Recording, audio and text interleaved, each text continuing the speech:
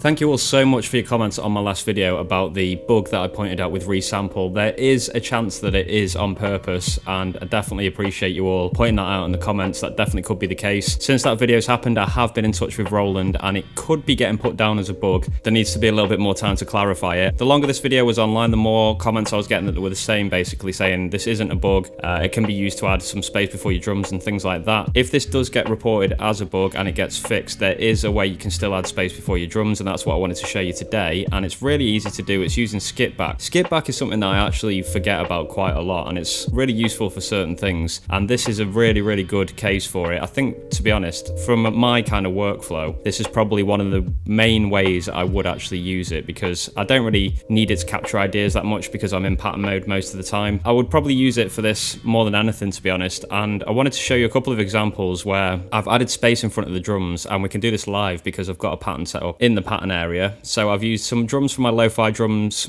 Volume 5 kit, which is available on SPVIDZ.com now for those of you that want to support what I do here. And I've just made this basic little pattern. It's pretty simple, but this is going to be good enough for the demonstration, so I'll play this for you now. Let's get that turned up a little bit.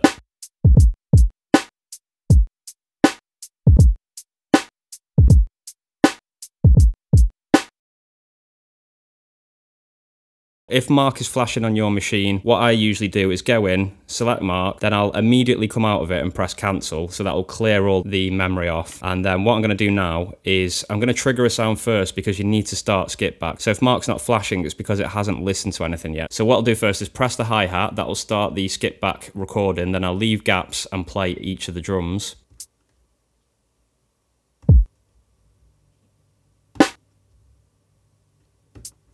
Now if I go into skip back using Mark, you can see here I've got all the sounds, and I've got so much dead space around them that I can go ahead and select them however I want. You can go ahead and do that one at a time, or you can do them all at the same time. It's up to you and what suits your workflow best, but that is how I originally captured the sounds and put some dead space in front of them. If I show you these on the screen here, you can see that I've got quite a big piece of audio, but what I've done is put some mark points on them, and you can see for now that they're completely butted up to the samples. And the reason for that is because I want to show you the difference of what this can make. So you can see here, what have we got? The hi-hat here, that's butted right up. Snare, let's zoom in on that. You can see that's pretty close, but we'll make that even closer, even tighter. So there we go. And the kick as well, that's got a tiny bit of space as well, so let's put that up. I'll try not to cover the screen with my arms. So let's listen to that pattern again. There's a few little tweaks we made there.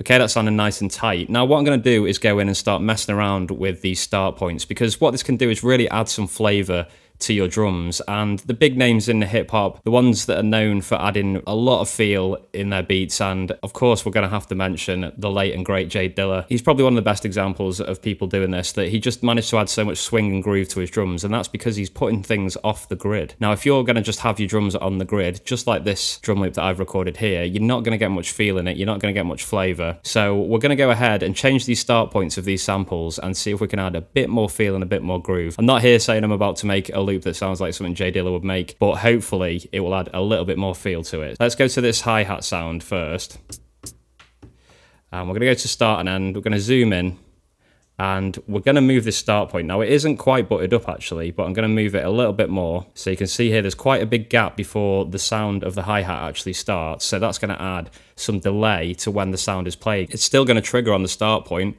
so it's going to play a bit of silence and then play the sound. So let's hear what that sounds like.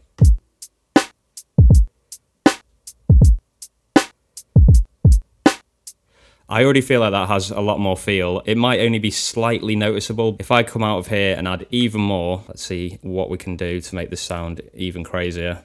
So we'll move that start point even more. That's getting quite far away now. Go back in.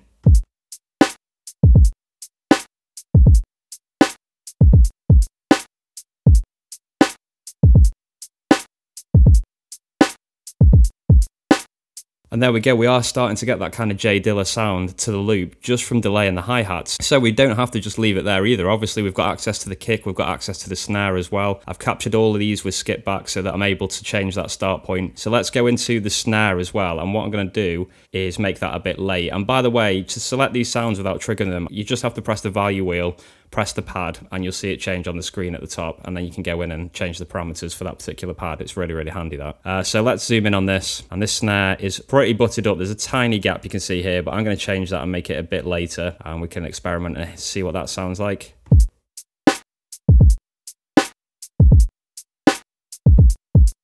Let's change it a little bit more while this pattern is actually playing.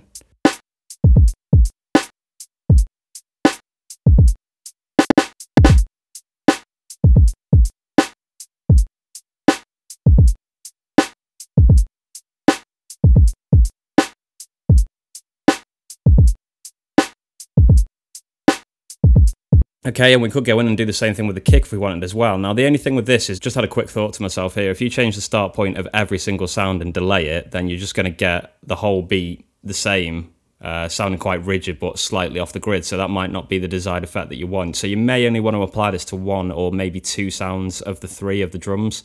But we'll go ahead and do this just for a bit of fun anyway and play around with this kick sound. So this is really buttered up. Let's just delay that as well, zoom out a little bit. Probably about there, and let's see what that sounds like.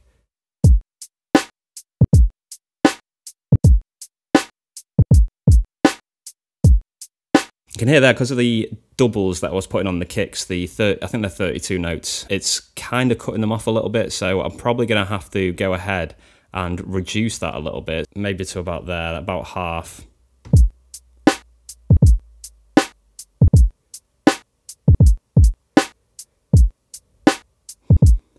Now that to me has got way, way more feel than the original loop.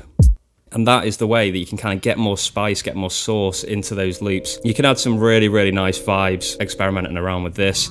So give it a go and see what results you can get.